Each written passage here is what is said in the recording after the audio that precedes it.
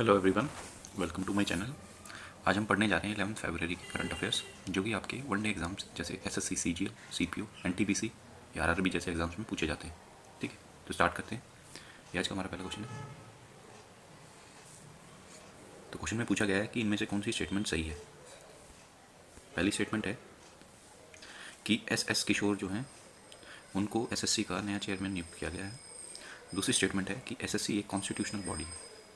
Constitutional body मतलब कि उसका कॉन्स्टिट्यूशन में मेंशन है किसी आर्टिकल के तहत। ओके, तो आपको बताना है इनमें से कौन सी स्टेटमेंट सही है।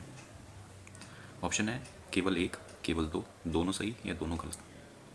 तो ये जो पहली स्टेटमेंट है कि एस किशोर को नया चेयरमैन बनाया गया है, ये सही स्टेटमेंट है। सेकंड स्टेटमेंट जो है एसएससी एक कॉन्स्टिट्यूशनल बॉडी है, ये गलत है। ठीक है, ये कॉन्स्टिट्यूशनल बॉडी नहीं है, जबकि यूपीएससी जो है वो एक कॉन्स्टिट्यूशनल बॉडी है। ठीक है, तो कमेंट्स में आपको बताना है कि इंडिया में कितनी कॉन्स्टिट्यूशनल बॉडी हैं, कौन कौन सी हैं। ठीक है, तो इस हिसाब से हमारा ऑप्शन हो जाएगा फर्स्ट। ठीक है, और एक चीज़ और आपको कमेंट में बतानी है कि जो एसएससी है ये किस मिनिस्ट्री के अंडर काम करती है। ठीक है, नेक्स्ट क्वेश्चन हमारा एमएसपी से रिलेटेड है। तो इसमें पूछा गया है कि एमएसपी के रिगार्डिंग कौन सी स्टेटमेंट जो है वो सही है। ठीक है, करेक्ट पूछा गया है। पहला ये है कि एमएसपी जो है वो 25 क्रॉप्स के लिए रिकमेंड किया जाता है। इसको रिकमेंड जो है वो ministry of farmers and agriculture welfare करती है और ये कानून में मेंशन्ड है। ठीक है, तो इनमें से कौन सा स्टेटमेंट सही है ये हमें बताना है। पहली बात तो ये है कि एमएसपी जो है वो 25 नहीं 24 क्रॉप्स के लिए रिकमेंड किया जाता है, जिसमें से 23 क्रॉप्स प्लस एक शुगर केन। इसको मैंने अलग इसलिए लिखा है क्योंकि इसके लिए जो हम वर्ड है वो एमएसपी नहीं, वो एफआरपी यूज़ करते हैं, फेयर एंड रेम्यूनेटिव प्राइस। ठीक है, और 23 ये क्रॉप्स हो जाती हैं। ठीक है, तो ये पहला स्टेटमेंट हमारा इनकरेक्ट हो गया। सेकंड, इसको रिकमेंड जो है ministry of farmer and agriculture welfare करती है। एक्चुअली ऐसा है कि रिकमेंडेशन देने का काम जो होता है वो CACP का होता है। ठीक है, कमेंट में आपको इस बॉडी का फुल फॉर्म बताना है। ठीक है, तो ये रिकमेंड करती है मिनिस्ट्री को, मिनिस्ट्री देन फिर इसको आगे प्रोसेस करती है। ठीक है, तो ये स्टेटमेंट हमारा गलत हो गया। ये लीगली क्वालिफाइड है, ये स्टेटमेंट भी गलत है। ऐसा कोई बाउंडेशन नहीं है सरकार पे एमएसपी देने का। ठीक है, तो इनमें से कोई भी स्टेटमेंट करेक्ट नहीं है, आंसर डी। ठीक है, कमेंट में आपको एक और क्वेश्चन का आंसर देना है कि ज्वार बाजरा जो है वो किस टाइप की क्रॉप है, खरीफ, राबी या जैद। ठीक है, नेक्स्ट क्वेश्चन। ये नंबरिंग गलत हो सकती है ना, ये आप देख लीजिएगा। तो क्वेश्चन ये है कि इनमें से कौन सी स्टेटमेंट जो है वो सही है। पहला है न्यूक्लियर फ्यूजन जो है वो रिएक्शन जो होती है वो स्टार्स के अंदर होती है। ठीक है, दूसरा ये है कि जो न्यूक्लियर बॉम्ब होता है उसके अंदर न्यूक्लियर फिशन रिएक्शन होती है। ये फ्यूजन है, ये फिशन है। ठीक है, तो इनमें से कौन सा स्टेटमेंट सही है ये हमें बताना है। तो जो स्टार्स होता है या कोई भी स्टार होता है, इनफैक्ट सन भी जैसे, तो उनके अंदर क्या होता है कि दो हाइड्रोजन के एटम मिलके हीलियम के एटम बनाते हैं। ठीक है, तो आप देख रहे होगे कि दो डॉटर न्यूक्लियर मिलके एक बड़ा न्यूक्लियर बना रही है। तो ऑब्वियसली बात है ये फ्यूज़ हो रही होंगी, जब भी तो मतलब फ्यूज़ वर्ड का मतलब ही होता है मिलना। ठीक है, तो यहाँ पर जो रिएक्शन होती है वो फ्यूजन रिएक्शन होती है। ठीक है, तो याद आपको रखना है कि कोई भी स्टार्स जो होते हैं, सन या कोई भी स्टार, उनके अंदर फ्यूजन रिएक्शन होती है। इसी एनर्जी से जो एनर्जी निकलती है वो फिर हमें विजिबल लाइट की फॉर्म में पहुँचती है हमारे पास। ठीक है, तो पहला स्टेटमेंट मेरा सही है। दूसरा क्या है, न्यूक्लियर बॉम्ब में जो है न्यूक्लियर फिजन रिएक्शन होती है, ये बिल्कुल सही है। ठीक है, फिजन का मतलब होता है कि जब एक पेरेंट न्यूक्लियाई टूट के बहुत सारे डॉट न्यूक्लियाई में बने, फर्दर फिर ये रिएक्शन चलती रहे। ठीक है, बेसिकली जो ये रिएक्शन होती है फिजन की, ये अनकंट्रोल्ड होती है, इसको कंट्रोल किया जाता है। ठीक है, तो आपको ये बताना है ये जो कंट्रोल करता है इसका काम होता है मॉडरेटर। ठीक है ना, तो मॉडरेटर की तरह हम क्या यूज़ करते हैं न्यूक्लियर फिजन में। जैसे जो हम न्यूक्लियर रिएक्टर यूज़ करते हैं वहाँ पर कंट्रोल्ड न्यूक्लियर फिजन होता है ना, कि अनकंट्रोल्ड होगा तो वो काफ़ी खतरनाक हो सकता है। तो वहाँ पर कंट्रोल्ड न्यूक्लियर फिजन रिएक्शन होता है, तो वहाँ पे आपको बताना है कि मॉडरेटर कौन होता है। ठीक है, नेक्स्ट क्वेश्चन पे चलते हैं। नेक्स्ट क्वेश्चन है हमारा गवर्नर के बारे में। तुमसे पूछा गया है कि गवर्नर के रिगार्डिंग कौन सा स्टेटमेंट करेक्ट नहीं है। ठीक है, जो करेक्ट नहीं है वो स्टेटमेंट बताना है। तो पहला स्टेटमेंट है कि गवर्नर जो है अंडर आर्टिकल 153 के तहत मेंशन है। सेकंड, गवर्नर जो है वो डेथ सेंटेंस को पार्डन ग्रांट कर सकता है। ठीक है, मतलब रिहा कर सकता है, किसी कंप्लीटली एब्जॉल्व कर सकता है उसको। ठीक है, तीसरा स्टेटमेंट है कि गवर्नर जो वेस्ट बंगाल के हैं वो RN रवि हैं।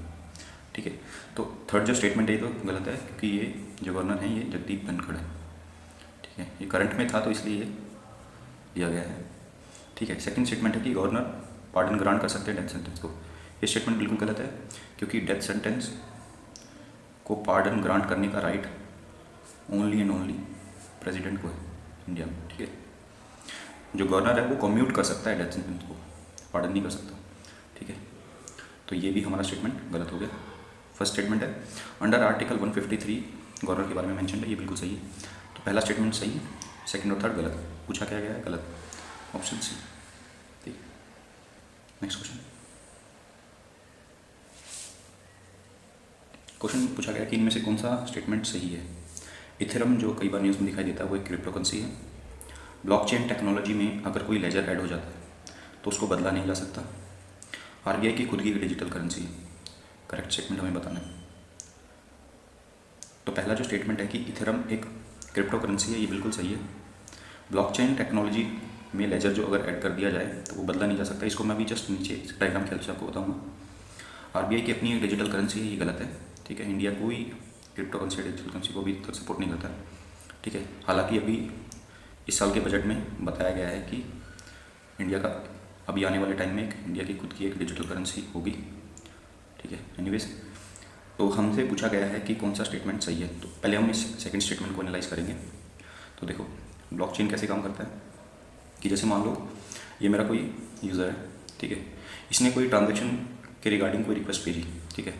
तो ये उस सर्वर पे जाएगी, उससे जितने भी कनेक्टेड डिवाइसेज होंगे, ये यूज़र्स होंगे, उनके पास ये इन्फॉर्मेशन भेजी जाएगी, ठीक है। वो उसका क्या करेंगे? वैलिडेशन करेंगे कि ये स्टेटमेंट जो है ये ऑथेंटिक है, मतलब ये कोई फॉल्स रिक्वेस्ट, ठीक है, से तो नहीं जनरेट हो रही, ठीक है।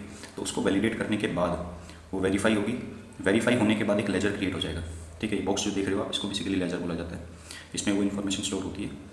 तो जब ये वैलिडेट हो जाएगी उसके बाद लेजर क्रिएट होगा। वो लेजर क्रिएट होने के बाद उस लेजर में वो इन्फॉर्मेशन स्टोर होगी। वो इन्फॉर्मेशन स्टोर होने के बाद वो रेस्पेक्टिव जो भी लेजर होगा, जो भी लेजर पहले से ऑलरेडी क्रिएटेड थे, उसमें वो ऐड कर दिया जाएगा। ये सब होने के बाद ही ट्रांजेक्शन को जो है कंप्लीट माना जाएगा, ठीक है। इसको आप ऐसा समझ सकते हो कि मान लो कोई बैंक है, ठीक है। मैंने बैंक से मान लो मैंने कोई ट्रांजेक्शन करनी थी 2,500 रुपये की, तो मैंने रिक्वेस्ट सेंड की। बैंक ने वो रिक्वेस्ट जो है या उस गेटवे, मान लो जैसे हम कोई पेटीएम यूज़ करते हैं फॉर एग्जांपल, ठीक है। तो पेटीएम ने वो रिस्पेक्टिव बैंक के पास भेजी। रिस्पेक्टिव बैंक ने वो वैलिडेट करी कि इतना पर्टिकुलर अमाउंट इस पर्सन के अकाउंट में है। वो होने के बाद लेजर क्रिएट होगा, हाँ है, तो वो इन्फॉर्मेशन चली जाएगी इधर, ठीक है। वो इन्फॉर्मेशन जाने के बाद वो लेजर ऐड होगा। लेजर ऐड होने के बाद हमारी पेमेंट सक्सेसफुल लगेगी, कुछ इस तरीके का। तो ब्लॉकचेन टेक्नोलॉजी जो है इसके काफ़ी यूजेज हैं, जैसे टेलीमेडिसिन वगैरह में भी यूज़ होता है, ठीक है। और कहाँ यूज़ कर सकते हो? बैंकिंग में यूज़ कर सकते हो, ठीक है। सर्विसेज सेक्टर में इसका काफ़ी रोल है, ठीक है, जो कि इंडिया की जीडीपी में मेजर कंट्रीब्यूशन शो करता है, ठीक है, ठीक है। तो ये है। और कुछ क्रिप्टो करेंसी के नाम मैं आपको दिखा देता हूँ, जैसे बिटकॉइन, ठीक है, कार्डिनो, इथेरियम, ठीक है, लाइटकॉइन, ठीक है। तो ये सब क्रिप्टो करेंसी है, ये आपको ये पता होनी चाहिए। तो इन्होंने क्या बोला था कि कोई भी लेजर जब क्रिएट हो जाता है तो उसको बदला नहीं जा सकता। ये बिल्कुल सही स्टेटमेंट है, क्योंकि यहाँ लेजर अगर एक बार ऐड हो गया तो उसको हम ना तो बदल सकते हैं ना चेंज कर सकते हैं, ठीक है। वो परमानेंट हो जाता है एक तरीके से, ठीक है। तो ये कहीं ना कहीं आप बोल सकते हो ये फ्लॉ भी है इसका, मतलब ड्रॉबैक भी है ब्लॉकचेन टेक्नोलॉजी का। एनीवेज ये स्टेटमेंट जो है कि कोई लेजर क्रिएट होने के बाद बदला नहीं जा सकता, ये स्टेटमेंट बिल्कुल सही है। पूछा गया हमसे करेक्ट स्टेटमेंट ऑप्शन सी। आपको कमेंट में ये बताना है, फेसबुक ने अपनी एक डिजिटल करेंसी इशू करी थी, ठीक है, तो उसका नाम क्या है। सेकंड, ऐसी पहली कौन सी कंट्री है जिसने ऑफिशियल डिजिटल करेंसी को यूज़ किया है, ठीक है। नेक्स्ट क्वेश्चन, ये हमारा अगला क्वेश्चन है कि इंडिया का first biomass based hydrogen plant जो है वो कहाँ सेटअप हुआ है, ठीक है। उत्तराखंड, उत्तर प्रदेश, एमपी और सिक्किम, ठीक है। तो इसका आंसर होगा एमपी। एमपी के केवड़ा डिस्ट्रिक्ट में ये सेटअप हुआ है, ठीक है। बायोमास होता क्या है पहले मैं आपको बता देता हूँ। ये जो बायोमास होता है इसमें क्या क्या होता है। बायोमास में बेसिकली आपका एनिमल वेस्ट हो सकता है, ठीक है। कई बार आपने सुना होगा, जैसे न्यूज़ में भी रहता है, जब विंटर आता है तो दिल्ली में जो है काफ़ी पोल्यूशन हो जाता है। तो वो बेसिकली क्या होता है, जो स्टबल होता है जिसको हम पराली वो बोलते हैं, ठीक है। तो वो जो बची रहती है उसको भी डिकम्पोज करके जैसे बायोमास की हेल्प से हम वो कर सकते हैं, ठीक है। तो बेसिकली इसमें क्या होगा, हम हाइड्रोजन जो है वो finally as a by product मिलेगा हमें, ठीक है, इस प्लांट की हेल्प से। और आपको पता होगा हाइड्रोजन का आने वाले टाइम में काफ़ी यूज़ हो सकता है, क्योंकि ये बेस्ट फ्यूल हो सकता है फॉर रनिंग द ऑटोमोबाइल्स, ठीक है। बस इसका एक ड्रॉबैक है कि ये बहुत जल्दी आग पकड़ता है, ठीक है, तो इसलिए इसको यूज़ किया नहीं जाता है, बट एनीवेज ये काफ़ी अच्छा फ्यूल साबित हो सकता है, ठीक है, एनवायरनमेंट फ्रेंडली भी है, ठीक है। कमेंट में आपको मेरे को एक क्वेश्चन का आंसर देना है कि जो सिनगैस होता है वो कौन कौन से कंपाउंड के मिक्सचर से बनता है, ठीक है। नेक्स्ट क्वेश्चन, तो ये हमारा अगला क्वेश्चन है, नाना शेल नाना कोडोकू, सॉरी अगर मैं इसको प्रोनाउंस ठीक से नहीं कर पा रहा हूँ तो ये ऐप जो है ये किस स्टेट ने लॉन्च किया अभी, तेलंगाना, तमिलनाडु, कर्नाटका या केरला, ठीक है। तो इसका सही आंसर है कर्नाटका, ठीक है। तो ये ऐप जो है बेसिकली ये क्या करेगा, जो भी हमारे प्राइमरी या सेकेंडरी स्कूल्स होते हैं उनमें ये क्या करता है कि उनमें अगर कोई भी इंफ्रास्ट्रक्चर की रिक्वायरमेंट वगैरह होती है तो उसको वो डिजिटली जो भी इंफॉर्मेशन है उनको स्प्रेड आउट करता है, जो भी रिस्पेक्टिव अथॉरिटीज़ हैं उनके पास, ठीक है। और जैसे मान लो किसी को से फॉर एग्जांपल किसी को पैसा अगर मतलब जो रुपीज़ सेंड करने हैं स्कूल की इंफ्रास्ट्रक्चर की हेल्प में, तो वो भी यहाँ भेज सकता है इधर इसके थ्रू, ठीक है ना। तो ये वन स्टॉप सॉल्यूशन एक तरीके से बनाया गया है जितने भी प्राइमरी और सेकेंडरी स्कूल हैं कर्नाटका में उनके लिए, ठीक। तो नेक्स्ट क्वेश्चन,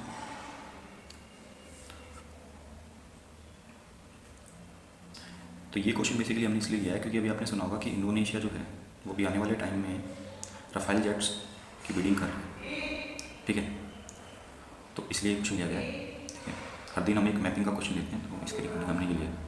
क्वेश्चन ये है कि इंडोनेशिया आइलैंड जो है, इंडोनेशिया का कौन सा आइलैंड, इंडोनेशिया कंट्री का कौन सा आइलैंड इंडिया के सबसे पास में, और ये मैं आपको बता दूँ ये ऑफिशियली यूपीएससी का क्वेश्चन है, चेक भी कर सकते हैं, ठीक है।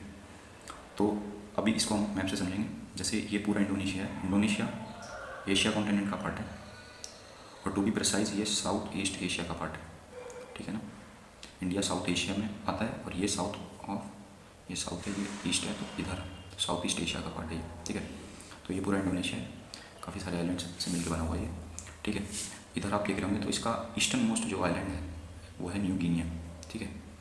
तो न्यू गिनिया का ये वाला जो पार्ट है इसके पास है, और इसका जो अदर हाफ है वो एक दूसरी कंट्री है पापुआ न्यू गिनिया, वो ओशिनिया ऑस्ट्रेलिया कॉन्टिनेंट का पार्ट है, ठीक है, ये आपको पता होना चाहिए। एनीवेज अब हम देख रहे होंगे इनके मेजर दो आइलैंड हैं, सुमात्रा और जावा, ठीक है। तो अब यहाँ पर इंडिया इसके इधर इस साइड में होगा ना, तो आप देख पा रहे हैं तो सुमात्रा आइलैंड जो है वो आइलैंड जो है सबसे पास है इंडिया के, तो बी ऑप्शन इसका सही होगा। दूसरी बात आपको एक चीज़ और पता होनी चाहिए कि जैसे ये जो आइलैंड है सारे, ये एक सेकेंड मैं बताता हूँ, ये सारे आइलैंड जो हैं ये प्रॉन टू सी लेवल है, मतलब सी लेवल में अगर राइज होता है तो इनसे काफ़ी ये जो कम्युनिटी है, ठीक है, वो इफेक्ट होंगी। तो इसके रिगार्डिंग अभी एक डिबेट चल रहा है कि ये लोग क्या कर रहे हैं, इंडोनेशिया अपना कैपिटल शिफ्ट करने की बात कर रहे हैं। तो कमेंट में आपको मेरे को ये बताना है ये कौन से आइलैंड पे अपनी कैपिटल को शिफ्ट करने जा रहे हैं, ठीक है। सेकंड क्वेश्चन आपको एक बात बताना है कि क्राकाटाऊ जो वोल्केनो है ये कहाँ लोकेटेड है, और लाइट हाउस ऑफ मेडिटेरियन, ठीक है, इसका आंसर मैं बता देता हूँ, इसको माउंट स्ट्रॉम्बली को बोला जाता है, लाइट हाउस ऑफ मेडिटेरियन, ठीक है। लाइट हाउस में बोला जाता है क्योंकि इसमें कंटिन्यूस eruption होता रहता है, ठीक है, तो ये जलता हुआ दिखाई देता है रात में, तो इसलिए इसका, ठीक है। एक चीज़ आपको और बतानी है कि जो मेरा इंडोनेशिया है उसका जो कैपिटल है वो कौन से आइलैंड पे लोकेटेड है, ठीक है। नेक्स्ट क्वेश्चन, तो ये हमारा अगला क्वेश्चन है, ठीक है। ये क्वेश्चन जो है स्पेस से रिलेटेड है, ठीक है। ये क्वेश्चन क्यों लिया गया इसका मैं बता देता हूँ आपको। अभी एलन मस्क जो है स्पेस एक्स का फाउंडर CEO, उन्होंने क्या करा है कि एक प्रोजेक्ट स्टार्ट करने जा रहे हैं, मतलब ऑलरेडी हो चुका है स्टारलिंक नाम से। इसमें वो क्या करेंगे कि वर्ल्ड वाइड इंटरनेट प्रोवाइड करेंगे फ्री, काफ़ी चीप कॉस्ट, ठीक है। तो इनके रिगार्डिंग वो काफ़ी सारी सैटेलाइट्स को स्पेस में लॉन्च करने जा रहे हैं, ठीक है। तो अभी उन्होंने कुछ सैटेलाइट लॉन्च और करने की बात की थी, तो नासा ने वो जो है वो चीज़ वो बिडिंग मना कर दिया था उसके लिए, ठीक है। क्यों? क्योंकि इसके पीछे कोई रीज़न था कि तो ये हमारा नेक्स्ट क्वेश्चन है, ठीक है। ये स्पेस से रिलेटेड है, ये इसलिए लिया गया है क्योंकि अभी आपने सुना होगा कि जो एलन मस्क हैं उन्होंने उनकी परमिशन को मना कर दिया गया है। कौन सी परमिशन? कि वो स्पेस में 30 से 40 सैटेलाइट भेजने वाले थे। क्यों? क्योंकि वो एक प्रोजेक्ट पे काम कर रहे हैं जिसका नाम है स्टारलिंक। तो उसमें वो क्या करेंगे, काफ़ी चीप कॉस्ट पे इंटरनेट को प्रोवाइड कराएंगे, ठीक है। तो उस इंटरनेट को प्रोवाइड कराने के लिए वो काफ़ी सारी सैटेलाइट्स को जो है स्पेस में लॉन्च करेंगे, ठीक है। तो नासा ने ये वाली जो उनकी रिक्वेस्ट थी इसको मना कर दिया गया है। मना इसलिए किया गया है क्योंकि जो सोलर फ्लेयर्स हैं उनसे कम्युनिकेशन में काफ़ी दिक्कतें होती हैं, तो वो अभी जनरेट हो रही होंगी, तो इसके रिगार्डिंग वो ये वाली जो परमिशन थी अभी के लिए उनकी मना कर दी गई। एनीवेज इस क्वेश्चन पे चलते हैं। क्वेश्चन में ये पूछा गया है कि इनमें से कौन सी स्टेटमेंट सही है। पहली स्टेटमेंट है कि जो सोलर फ्लेयर्स होती हैं ये सन के फोटोस्फीयर पार्ट से रिलीज होती हैं, ठीक है, जो फोटोस्फीयर नामक लेयर होती है सन की, वहाँ से रिलीज होती है। सेकंड क्या है, जो सन स्पॉट होते हैं वो काले दिखाई देते हैं, क्यों, क्योंकि वो उनके जो आसपास जो रीजन है उनसे ज़्यादा गर्म होते हैं। थर्ड स्टेटमेंट है कि आदित्य L1 नामक मिशन जो है वो इंडिया का मिशन है सन की स्टडी से रिलेटेड, ठीक है।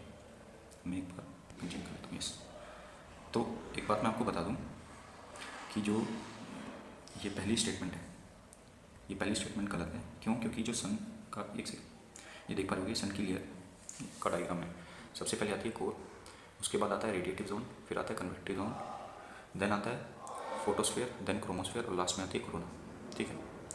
तो कोर में जो है अभी जैसे हमने कल भी करंट में पढ़ा था कि एक टोकोमैक चीज़ होती है जिससे हम क्या करते हैं, इतना टेम्परेचर राइज करा देते हैं कि जो कि न्यूक्लियर फ्यूजन रिएक्शन जो होती है जैसे सन के कोर में होती है उस टाइप की फ्यूजन रिएक्शन हम आर्टिफिशियल क्रिएट करते हैं, ठीक है। तो उससे क्या होता है, बेसिकली उससे ये होता है कि न्यूक्लियर फ्यूजन रिएक्शन होती है, ठीक है।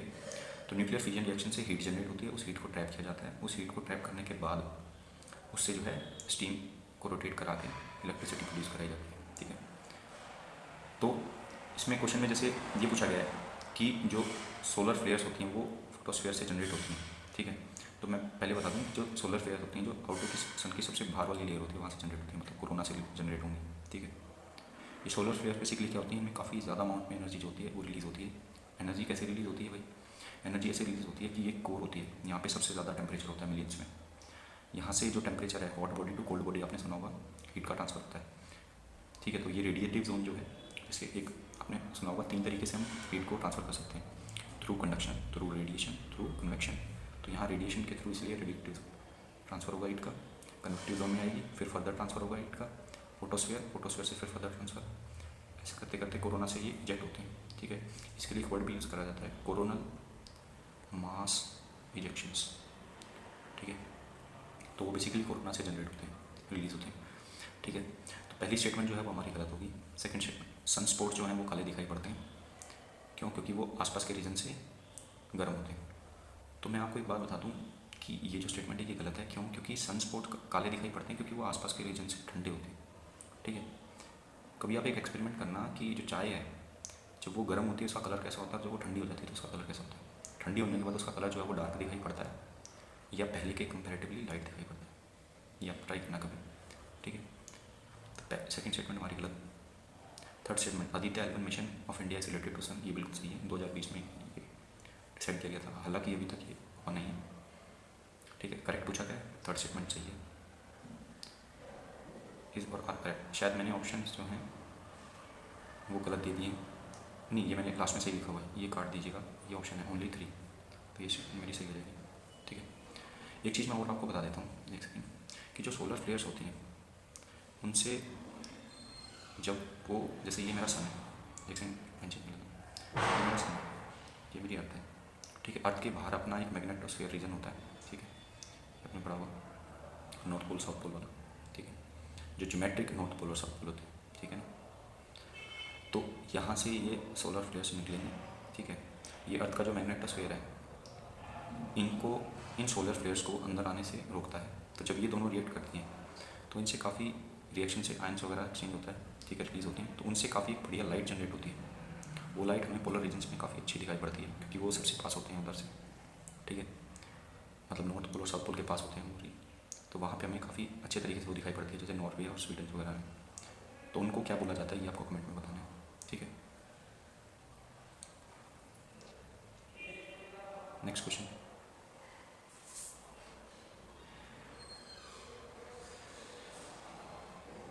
तो नेक्स्ट क्वेश्चन जो है हमारा हाई कोर्ट से रिलेटेड है, ठीक है। तो आपको बतानी कौन सी स्टेटमेंट हाई कोर्ट के बारे में करेक्ट नहीं है, ठीक है। पहला है कि ये आर्टिकल 214 में मेंशन है, ये रेट इशू नहीं कर सकता जैसे सुप्रीम कोर्ट इशू करता है।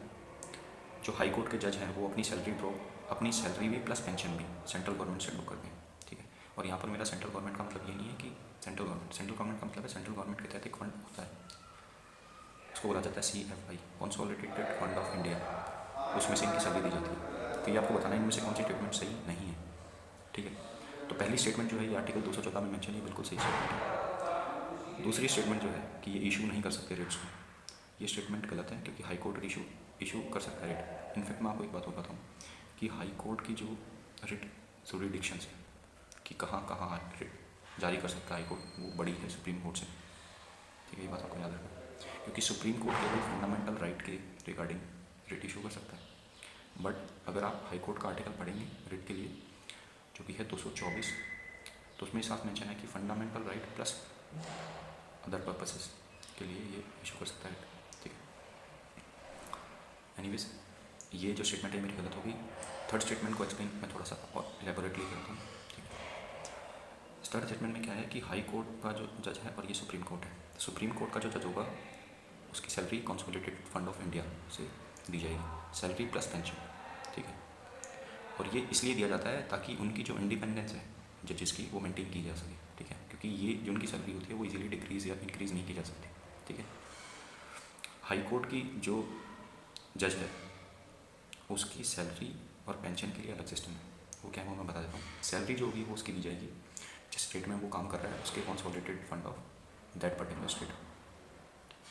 जब वो रिटायर हो जाएंगे तो पेंशन दी जाएगी कंसोलिडेटेड फंड ऑफ इंडिया से। ये आपको बहुत ही अच्छे तरीके से याद होना चाहिए कि कंसोलिडेटेड फंड ऑफ इंडिया से उनकी पेंशन दी जाती है, स्टेट से नहीं दी जाती है, ठीक है।